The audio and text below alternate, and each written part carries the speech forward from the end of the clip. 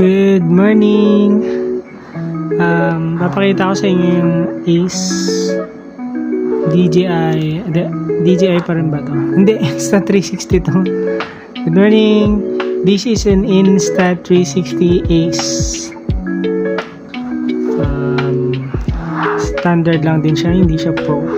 Meron na siyang filter, bumili na ako ng Indy filter na Indy 32 para sa pagra-rides kapag ka-araw, para makontrol ko yung kanyang shutter speed. Tapos yung gusto ko sa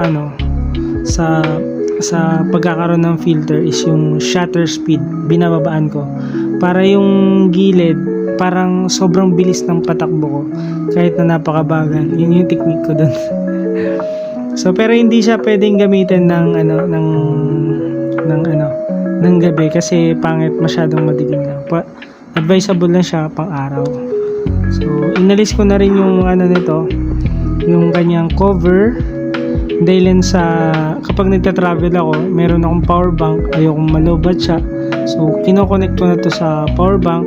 At the same time, yung aking external microphone nakakabit din dito. So inalis ko na siya. Okay lang, hindi ko naman siya ginagamit underwater, kaya okay lang. Napaka-stable ng capture nito. Mapakita ako ng may ilang shots gamit ito.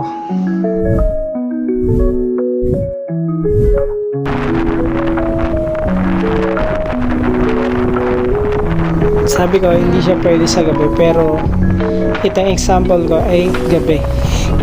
So, at wala itong filter dito sa video na to, kaya nakapag-capture tayo ng napakalinaw na video. So kita niyo yung paligid. Astig ang mga Insta360 Ace na camera, lalo na yung mga bagong labas ngayon. Ito yung pinakaluma, ito yung pinakauna.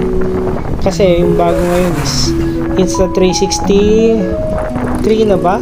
3 or 4 or 5? 5 na yata.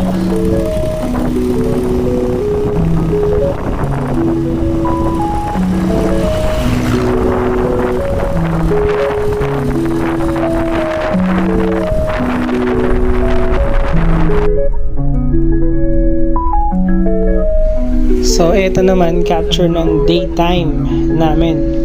Pababa kami ng Tagaytay papuntang Batangas. Gamit namin yung minivan. Tanghaling